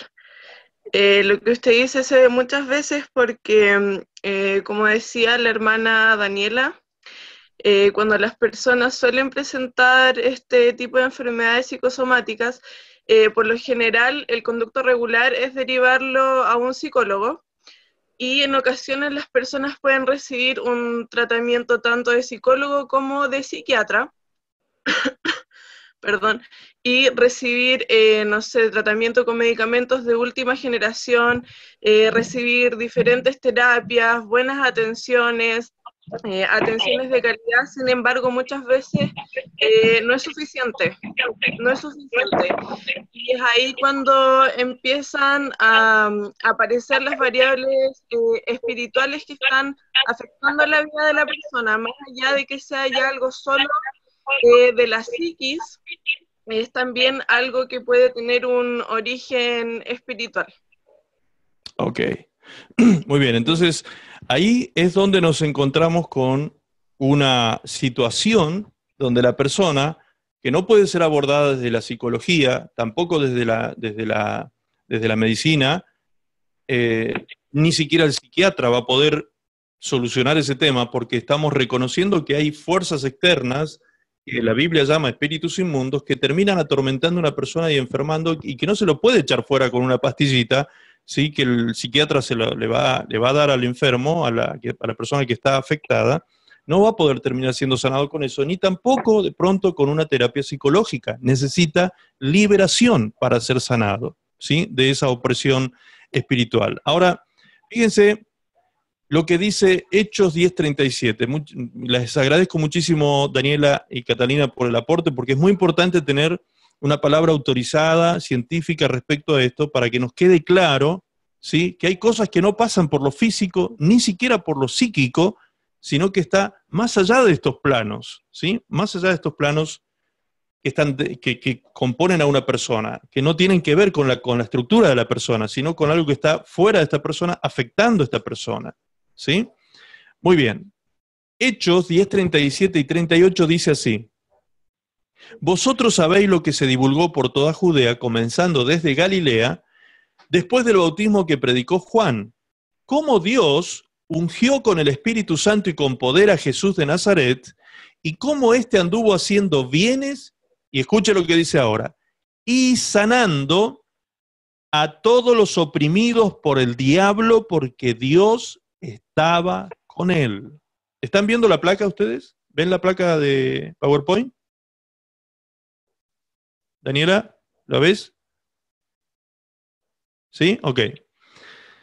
Ustedes pueden ver ahí, más arribita, donde aparece la palabra psiqui, justamente, de origen griego, psiche, que significa alma humana. Eso es lo que significa la palabra psiquis, el alma humana. Entonces, lo que está diciendo específicamente la Biblia es que cuando el alma humana o la psiquis se enferma por causa de opresión, nos dice Hechos 10:38, la persona se enferma. Es decir, que aquí vemos un dato duro científico en Hechos 10:38, un dato duro específico y científico muy fuerte, porque dice que Jesús sanaba a los oprimidos por el diablo. Y vimos recién lo que hace la opresión, ¿sí? La opresión espiritual sobre una persona la termina enfermando psicológicamente y luego somáticamente, es decir, su cuerpo somatiza el daño psicológico y entonces la persona termina enferma de una cantidad de enfermedades enormes que se pueden enumerar, ¿sí? Que hoy la ciencia médica ha descubierto y ha confirmado, algunas de ellas, como decía recién Daniela, 100% psicosomáticas, como es la fibromialgia. 100%. Entonces, muchas veces cuando vamos a orar por sanidad, muchas veces tenemos que reprender espíritus de enfermedad, porque hay espíritus inmundos que están oprimiendo y enfermando a esta persona. Esta persona no se va a sanar con una pastilla, no se va a sanar con una terapia psicológica, no se va a sanar con un psicotrópico que le va a dar un psiquiatra, no se va a sanar con este tipo de cosas, sino solamente va a ser sana cuando liberemos a esa persona en el nombre de Jesús. ¿Sí? Por eso es tan importante el hecho de que ministremos la gracia de Dios en ese sentido, para que las personas sean sanas, libres de toda opresión. Amén. Es maravilloso ver cómo la Biblia es tan exacta en este sentido, ¿no? Porque podría haber dicho que Jesús anduvo sanando, no sé, a los dañados por el diablo. Podría haber utilizado alguna otra terminología, pero sin embargo usa la palabra opresión. Es muy específica la palabra opresión para utilizarla en este caso, porque es la opresión lo que enferma a muchas personas. Muchas enfermedades son producto de eso. Ahora avancemos a otro punto, a otra palabra que tiene que ver con la actividad satánica en contra de un hijo de Dios. Y esa palabra es la palabra obsesión. ¿Sí? Ya vimos posesión y ya vimos opresión. Las dos cosas que, en el primer caso, el diablo no tiene nada que ver con nosotros en ese sentido, pero en el segundo caso sí, un hijo de Dios puede ser oprimido al punto de ser enfermado, ¿sí? Y necesita ser sanado por el poder de Dios en muchos casos. Ahora vamos a otro punto que un hijo de Dios puede sufrir, y es el hecho de la obsesión. La obsesión es una perturbación anímica producida por una idea fija. La segunda acepción dice idea fija o recurrente que condiciona una determinada actitud. ¿Ok? Una perturbación del ánimo producida por una idea fija. Se fijó una idea en la mente de la persona, es una idea recurrente, la persona se levanta pensando en eso, la persona transcurre el día pensando en eso, la persona termina el día pensando en eso, se acuesta y sigue pensando en eso, es decir, el pensamiento se fijó en su mente y es recurrente durante todo el día. En Juan capítulo 13, verso 2 dice, y cuando cenaban, el texto que leíamos hace un ratito de Judas, y cuando cenaban, como el diablo ya había puesto en el corazón de Judas, ¿sí?, que le entregase, es decir, la idea, lo que está diciendo es que no vino el diablo a ponerle la idea en el momento en que estaban cenando, no. Dice que la idea ya estaba instalada en la mente de Judas desde antes que estuvieran cenando, ya la idea había sido puesta por Satanás en el corazón de Judas. Entonces, lo que Judas había permitido era que la idea se mantuviera recurrente en su mente, ¿sí? Que la idea estuviera se comenzara a fijar. Él permitió que se fijara esta idea en su mente. Ahora, fíjense lo que dice Génesis 6:5. Génesis 6:5. Dice, y vio Dios que la maldad de los hombres era mucha en la tierra y que todo designio de los pensamientos del corazón de ellos era de continuo solamente el mal. Y el punto es, que tiene que ver con la obsesión, es esta partecita que dice que el pensamiento de sus corazones era de continuo, es decir, en forma permanente, continua, sin cesar, ellos tenían el pensamiento recurrente de pecar, pecar, pecar y pecar. Todo el tiempo el mal estaba presente en su mente y en su corazón. Ahora, fíjense lo que dice respecto a los pensamientos, dice del corazón. Los pensamientos del corazón. Nosotros los occidentales, cuando hablamos del corazón, nos referimos al órgano, ¿sí? Que está en nuestro tórax. A ese órgano nos referimos como corazón. Pero la Biblia, cuando habla del corazón, habla de la mente, ¿sí? El corazón espiritual del hombre tiene que ver con el asiento de los pensamientos, nuestra mente. Por eso les puse dos ejemplos en Marcos 7:21 y Lucas 9:47, donde dice: porque de dentro del corazón de los hombres salen los malos pensamientos. De dentro del corazón de los hombres salen los malos pensamientos. Y luego en Lucas 9:47 dice: y Jesús, percibiendo los pensamientos de sus corazones, tomó a un niño y lo puso junto a sí. Es decir, todo el tiempo la palabra habla del pensamiento del corazón. No dice el pensamiento del cerebro, no dice el pensamiento de la mente. En estos casos vemos siempre que habla del pensamiento del corazón. Muy bien. Entonces nos queda claro la idea de obsesión, una idea fija que se instala en nuestra mente y que condiciona una determinada actitud. Fíjense qué clarito que está esto cuando recién decíamos, por cuanto el hombre piensa, siente, y por cuanto siente, actúa.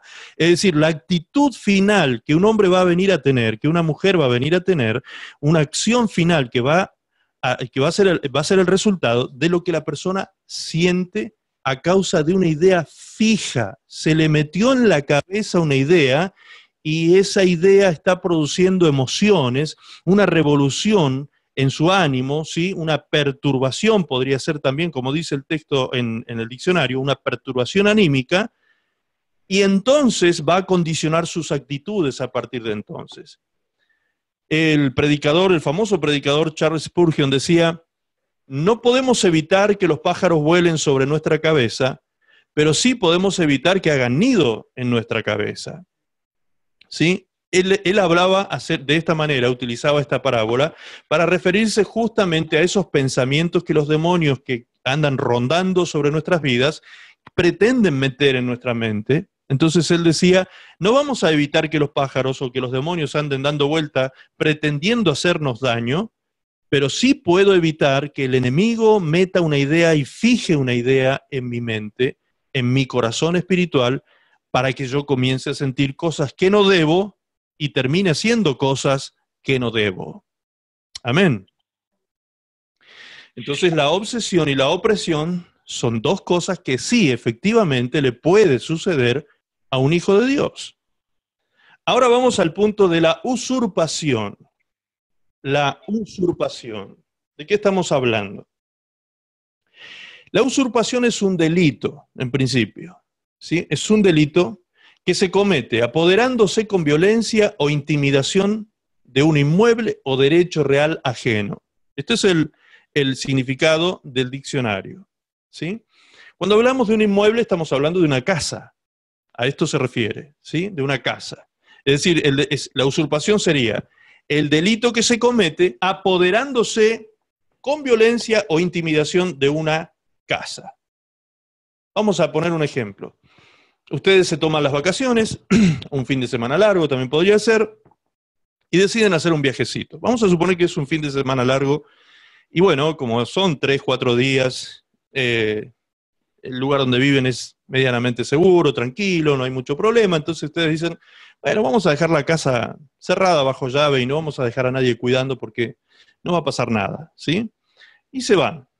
Se toman 2, 3 días de vacaciones, de descanso, y cuando regresan se encuentran con una persona o una familia instalada dentro de su casa, de la casa de ustedes.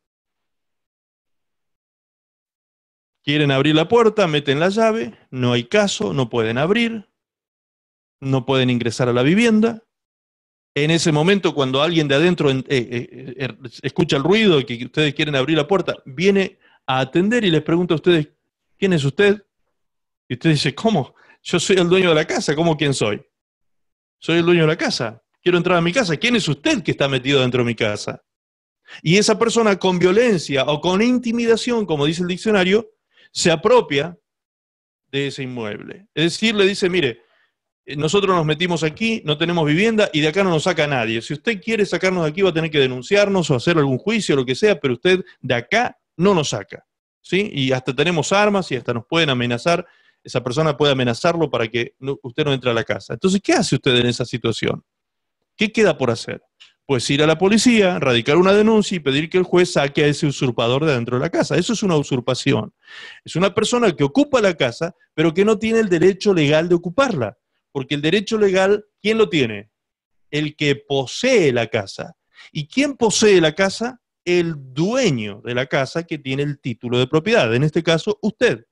Usted, que es el dueño de casa, tiene el título de propiedad, entonces usted legalmente, legítimamente es el dueño de esa casa, pero sin embargo usted no está en el gobierno de esa casa porque ahora la está gobernando otra persona que está metida adentro. Preste atención aquí, por favor, porque este es el punto neurálgico en la vida de los cristianos justamente.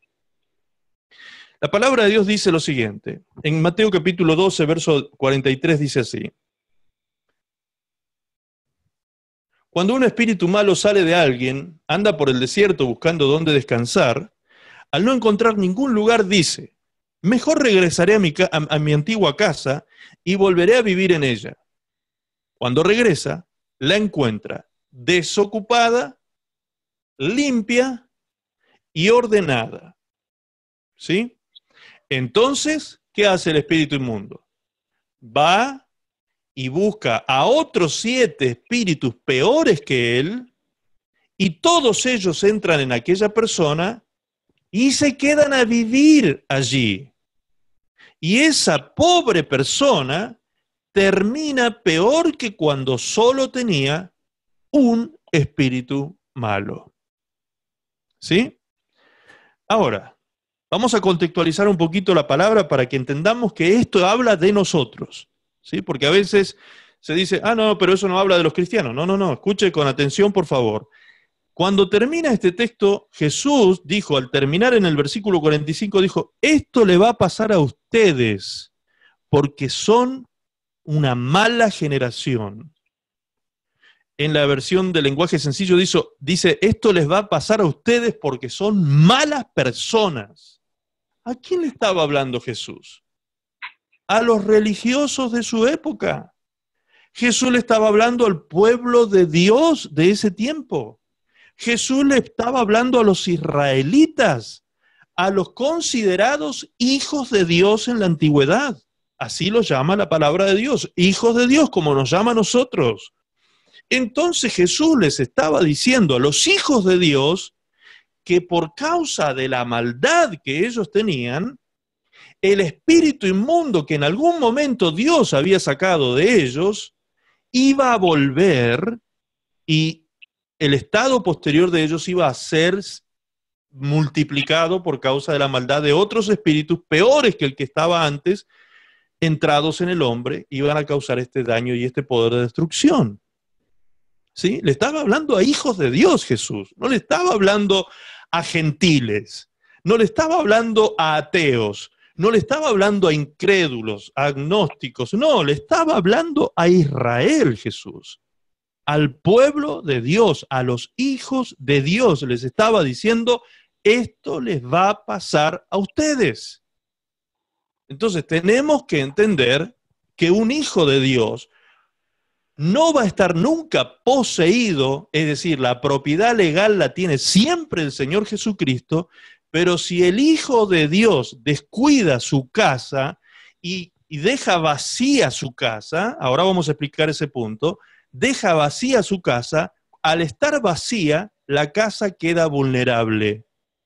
Cuando la casa queda vacía, la casa queda vulnerable, y el enemigo, cuando ve esa vulnerabilidad, va en busca de 7 espíritus peores y entran en la persona, es decir, en el Hijo de Dios, y hacen un daño terrible posteriormente en esta persona. ¿Me está entendiendo? Anote, si le empiezan a surgir las preguntas, por favor no se olvide, anote las preguntas que luego las va a hacer. Cuando un espíritu inmundo habita una persona, hace de su vida un desorden y lo lleva a vivir a esta persona una vida de pecado, es decir, una vida sucia. A causa del pecado, la persona vive una vida desordenada y sucia. Sin embargo, el texto dice que cuando el espíritu vuelve, encuentra la casa desocupada, limpia y ordenada. Entonces, ¿qué pasó aquí? En ese proceso en que ese demonio salió y anduvo en el desierto buscando ver dónde habitar en algún lugar, ¿qué pasó con la casa de donde él salió? Obviamente donde él estaba había desorden y suciedad por causa de ese espíritu inmundo. Cuando se fue, esa casa fue limpiada y fue ordenada, fue puesta en orden. ¿Me entienden? Ahora, cuando esa casa fue limpiada y puesta en orden, ¿quién hizo eso dentro de la casa, que es el hombre? ¿Quién puede limpiar y ordenar la casa del hombre? El Espíritu Santo. Él es el que hace la obra de limpieza y santidad en la vida de un cristiano. Pone en orden las cosas y le da limpieza a esta casa. Jesús está utilizando la palabra casa, como el diccionario justamente dice, la palabra casa refiriéndose al hombre, ¿sí?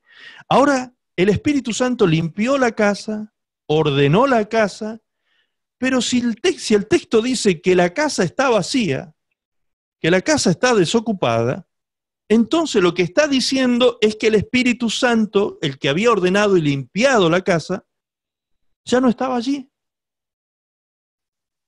Ya no estaba dentro de esa persona. La casa está desocupada y vacía. Es decir, el Espíritu Santo ya no está dentro de dicha persona. ¿Puede ocurrir esto en la vida de un hijo de Dios?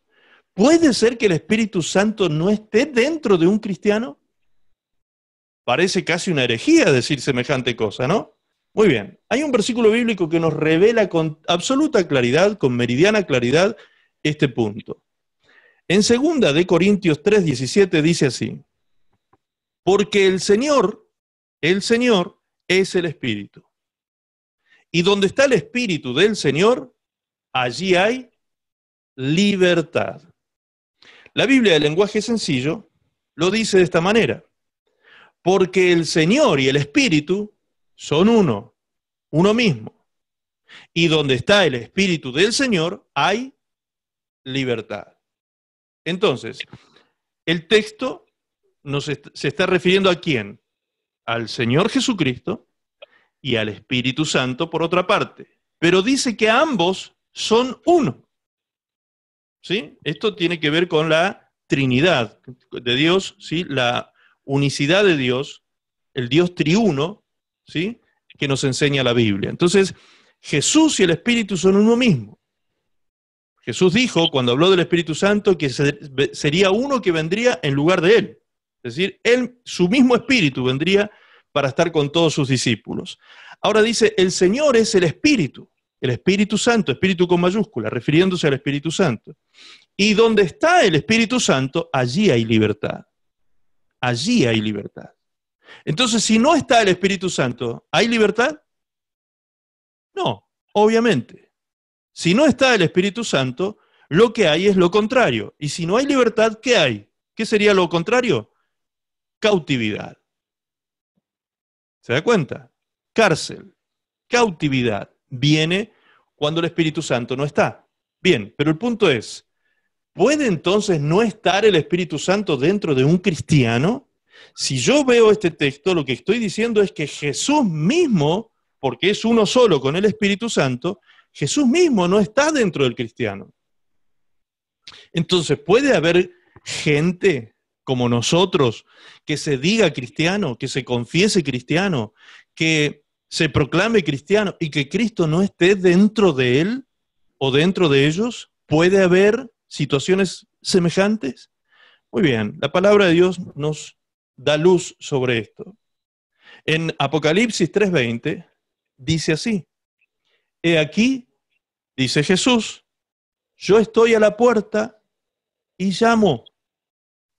si alguno oye mi voz y abre la puerta, entraré a él. Entraré a él. Ahora, ¿de quién está hablando Jesús aquí? ¿De personas del mundo? No, si usted busca en su Biblia, va a leer que dice mensaje a las 7 iglesias. Este era uno de los mensajes a una de las iglesias. Es decir, Jesús le está hablando a su pueblo otra vez, como hablaba anteriormente a Israel, ahora le está hablando a su pueblo, la iglesia de Cristo, a los cristianos, a los hijos de Dios les estaba diciendo, he aquí yo estoy a la puerta y llamo. Si alguno oye mi voz y abre la puerta de su corazón, yo entraré, dice Jesús. Entonces, si Jesús dice, yo entraré, ¿dónde estaba él? Tocando la puerta. ¿Y dónde puede estar una persona que está tocando la puerta esperando entrar a una casa? ¿Del lado de adentro o de afuera? Obviamente que está fuera. Fuera. Jesús está fuera de la iglesia. Jesús, y cuando decimos la iglesia, me refiero a cada hijo de Dios. Nosotros somos la iglesia. La iglesia no es un templo, la iglesia no es un edificio, la iglesia somos nosotros. Entonces, Jesús le está diciendo al pueblo de Dios, ustedes me tienen fuera. Tal como los israelitas en aquel tiempo, que Jesús dijo, este pueblo de labios me honra, pero su corazón está lejos de mí. Lejos de mí. Esa circunstancia, esa situación y esa relación rota se da también entre nosotros y Él. Nosotros también podemos romper la relación y la comunión con el Espíritu Santo. Por eso Pablo se preocupa tantas veces en las cartas apostólicas haciendo énfasis en esto de la comunión con el Espíritu Santo. Tener comunión con el Espíritu Santo es tener unión común con Él, ser uno con Él, estar lleno de Él. ¿Me entienden? Aquí se cumple lo que Jesús dijo en Juan 14, cuando Él decía, el Espíritu de verdad que vendrá sobre ustedes, que ahora está con ustedes, en aquel tiempo estará en ustedes. Jesús usó dos preposiciones, con y en. Con ustedes es en compañía del Espíritu Santo y en ustedes es el Espíritu Santo dentro de los discípulos. Entonces, amados, la palabra es muy clara. Un cristiano puede romper su comunión con Dios. Un cristiano puede romper su comunión con el Espíritu Santo, es decir, rompe su comunión con el mismo Señor Jesucristo y lo aparta de su vida y lo saca fuera de su casa. Entonces, ¿cómo queda la casa del cristiano que un día tuvo a Cristo dentro, que tuvo al Espíritu Santo dentro, operando dentro de su vida? ¿Cómo queda la casa? La casa queda limpia, porque fue limpia por la sangre de Cristo. La casa queda ordenada porque el Espíritu Santo comenzó a ponerle valores a esa casa, principios, ¿sí? Empezó a ordenar esa casa, pero la casa quedó vacía. Por eso es que hay cristianos, entre comillas, personas que son de buenos valores, personas que tienen valores cristianos, pero ellos no tienen una relación con Dios. Un día fueron participantes de alguna iglesia, quizás, alguna vez conocieron algo de la Biblia, pusieron alguna vez su fe en Cristo, alguna vez lo aceptaron a Cristo en su corazón también, pero hoy no tienen relación con Cristo. ¿Sí? Ahora, esa persona está en un estado tal de vulnerabilidad que el demonio que un día salió de allí, al volver, puede volver a entrar con 7 espíritus peores que él. ¿Por qué? Porque el Espíritu Santo no está. Jesús no está gobernando esa casa, Jesús no está ocupando esa casa, entonces la casa está vulnerable. Ahora, decir que el Espíritu Santo no está dentro de un cristiano es otra cosa que parece una herejía, ¿sí? ¿Cómo un cristiano no va a tener al Espíritu Santo dentro de él? Muy bien, antes de entender eso, de ir un poquito más en profundidad en ese punto, yo les voy a leer un texto de Hechos capítulo 19.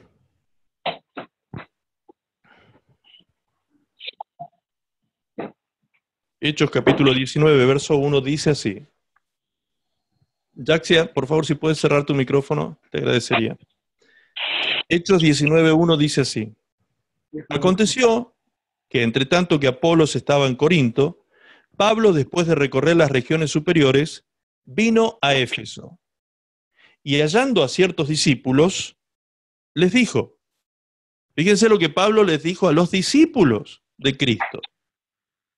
¿Recibisteis el Espíritu Santo cuando creísteis? ¿Recibisteis el Espíritu Santo cuando creísteis? Jaxia, ¿puedes cerrar tu micrófono, por favor? Esa pregunta parecería una herejía, dicha hoy en día como se las estaba expresando recién. ¿Cómo voy a decir que un cristiano no tiene el Espíritu Santo? Sin embargo, Pablo les preguntó frontalmente, de forma clara, específica, ¿ustedes recibieron al Espíritu Santo? Dice, y ellos le dijeron, ni siquiera hemos oído si hay Espíritu Santo. Tremendo.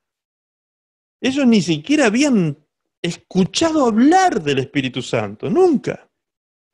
Entonces dijo, ¿en qué pues fuiste bautizados? Y ellos dijeron, en el bautismo de Juan. Es decir, eran discípulos de Cristo, pero habían recibido solamente el bautismo de Juan el Bautista, en el río Jordán. Dijo Pablo, Juan bautizó con bautismo de arrepentimiento, diciendo al pueblo que creyesen en aquel que vendría después de él, esto es, en Jesús el Cristo. Cuando oyeron esto, fueron bautizados, dice, en el nombre del Señor Jesús. Es decir, en ese momento, el apóstol Pablo completó la fórmula bautismal, bautizándolos ahora en el nombre de Jesús. Y habiéndoles impuesto Pablo las manos, vino sobre ellos el Espíritu Santo y hablaban en lenguas y profetizaban. Entonces, Pablo lo que está diciendo aquí, o sea, el relato bíblico acerca de Pablo nos está diciendo que él específicamente les preguntó si tenían al Espíritu Santo o no. Lo mismo que ocurrió en Samaria. Cuando Felipe llega con el Evangelio a Samaria, ocurrían grandes milagros, dice, y sucedían cosas maravillosas, pero la gente todavía no había recibido al Espíritu Santo, los cristianos, los discípulos.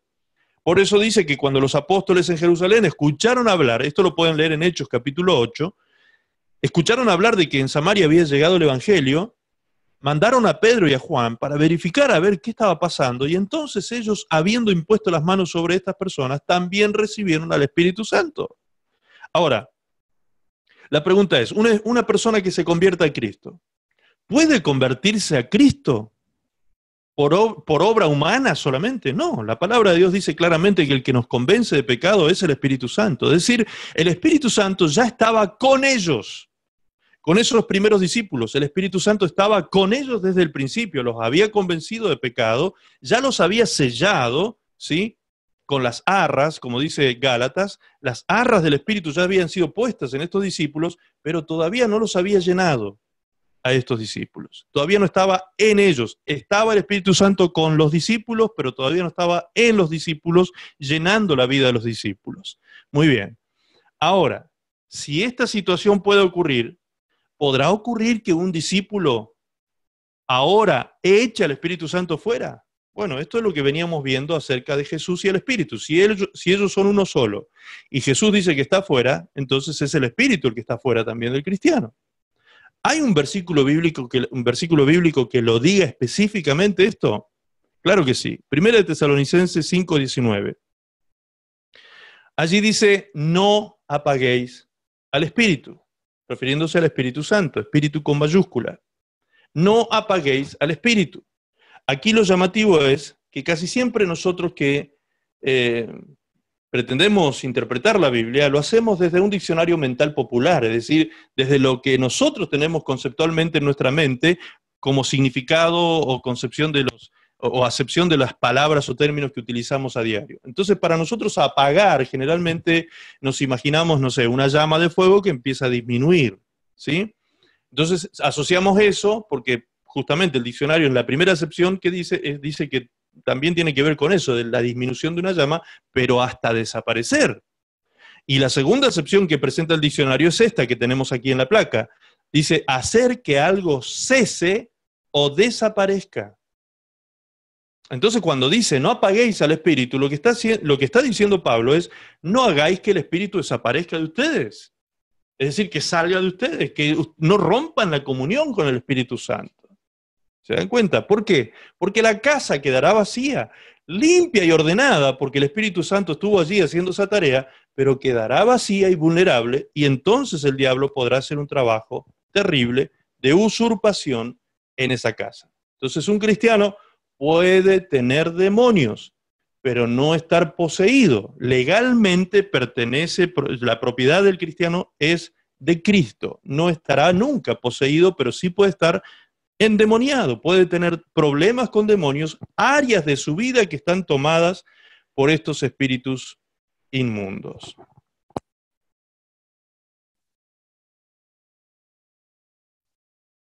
Bien, ahí estamos. Por último, ya con esto terminamos con la palabra hechizado. ¿Sí? Eran las 5 terminologías que íbamos a definir hoy. Gracias a Dios terminamos más o menos a tiempo. La palabra hechizado viene de la palabra hechizar, que es ejercer un maleficio sobre alguien por medio de prácticas mágicas, seducir o cautivar intensamente a alguien. Ezequiel 13:18 nos presenta de esta manera el tema de la hechicería. Dice, y di, así ha dicho Jehová el Señor, ay de aquellas que cosen vendas mágicas para todas las manos y hacen velos mágicos para la cabeza de toda edad, para cazar las almas. ¿Habéis de cazar las almas de mi pueblo para mantener así vuestra propia vida? ¿Sí? ¿De qué nos está hablando esto? Veamos lo que dice el contexto de este versículo. Ezequiel, en el mismo libro de Ezequiel, en el mismo capítulo 13, en el 16 dice así: los profetas de Israel, que profetizan acerca de Jerusalén y ven para ella visión de paz, no habiendo paz, dice Jehová el Señor, y tú, hijo de hombre, pon tu rostro contra las hijas de tu pueblo que profetizan de su corazón y profetiza contra ellas, y di, así ha dicho Jehová el Señor. Hay de aquellas que cosen vendas mágicas para todas las manos y hacen velos mágicos para la cabeza de toda edad para cazar las almas. Entonces, ¿cuál era la actividad que hechizaba al pueblo de Dios de aquella época? La actividad de los falsos profetas, que vendaban con vendas mágicas las almas, quedaban cazadas, cautivadas por causa de esta actividad de hechicería dentro del pueblo de Dios en la antigüedad, resultado de la actividad de los pseudos profetas que se movían dentro del pueblo de Dios. ¿No les parece que es algo que sigue ocurriendo hoy en día?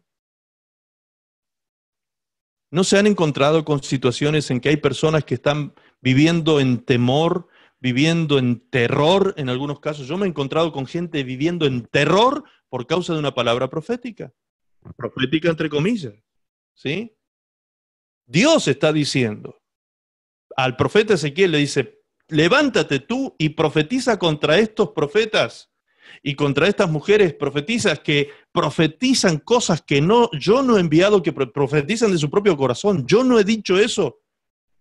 Y tejen vendas, cosen vendas y producen velos mágicos y pretenden cazar las almas de las personas.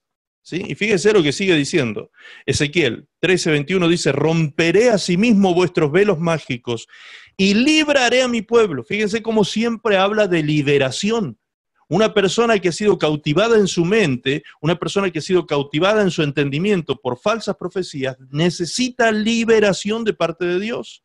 Dice, y libraré a mi pueblo de vuestra mano, y no estarán más como presa en vuestra mano, y sabréis que yo soy Jehová. Por cuanto entristecisteis con mentiras el corazón del justo. Esto, hermanos, es algo que hoy en día se sigue viendo. Gente que dice ser profeta, o gente que ni siquiera dice que es profeta, pero se llama a sí mismo instrumentos de Dios, o como le quieran llamar, traen palabras proféticas a los hijos de Dios que no vienen de parte de Dios, y atan el alma de esta persona, puesto que la palabra misma de Dios dice que las palabras atan el alma, son lazos para el alma. Vendas mágicas que enceguecen el entendimiento de las personas que no tienen conocimiento y caen en un estado de terror espiritual ante Dios por causa de estos falsos profetas que han enceguecido su entendimiento. Pero Dios dice, yo me voy a levantar y voy a libertar a mi pueblo de estas vendas mágicas. Por cuanto entristecisteis con mentiras el corazón del justo, al cual yo no entristecí, dice Dios, y fortaleciste las manos del impío para que no se aparte de su mal camino, infundiéndole ánimo. Por tanto, no veréis más visión vana, ni practicaréis más adivinación, y libraré a mi pueblo de vuestra mano, y sabréis que yo soy Jehová. El hechizo también está considerado como una obra de la carne. No solo es una actividad sobrenatural, sino también el hechizo y la hechicería es una obra de la carne, es natural. Fíjense que el diccionario respecto de hechicería, ¿qué decía? Hechizar significa, en la segunda acepción, seducir o cautivar intensamente a alguien. Eso también es hechicería, hechizar. Gálatas 5, 19 y 20 dice, y manifiestas son las obras de la carne, que son adulterio, fornicación, inmundicia, lascivia, idolatría, hechicerías. Fíjense que la nombra dentro del listado de las obras de la carne. ¿Sí? ¿Por qué? Porque tiene que ver con esto, de seducir o cautivar intensamente a alguien, como dice el diccionario. El hechizo también es lo que los demonios religiosos utilizan para dominar por medio de adoctrinamiento, y acá venimos a cerrar con lo que dijimos al principio. Los demonios que adoctrinan. La hechicería que manipula la mente de las personas por medio de principios religiosos. Este es un tema profundo y este es el tema. Desde aquí es que vamos a comenzar a entrar el próximo miércoles en el tema del adoctrinamiento. ¿Qué quiere decir esto? Instruir a alguien en el conocimiento o enseñanza de una doctrina, inculcarle determinadas ideas o creencias a la persona. Un demonio puede hacer eso. ¿Sí? ¿Qué es una doctrina? Un conjunto de ideas u opiniones, es decir, son pensamientos complejos una doctrina, una enseñanza que tiene argumentos, tiene fundamentos. ¿Sí? ¿Puede el demonio hacer eso? Bien, la palabra de Dios dice en 1 Timoteo 4:1, pero el Espíritu Santo dice claramente que en los postreros tiempos algunos apostatarán de la fe, escuchando a espíritus engañadores y a doctrinas de demonios. Es decir, serán adoctrinados por demonios. Los demonios entonces son capaces de cambiar absolutamente el sistema de creencias de una persona. El Señor Jesús, ¿saben cómo llamó a eso? En su tiempo, la levadura de los fariseos. Jesús le dijo a sus discípulos, cuídense de la levadura de los fariseos.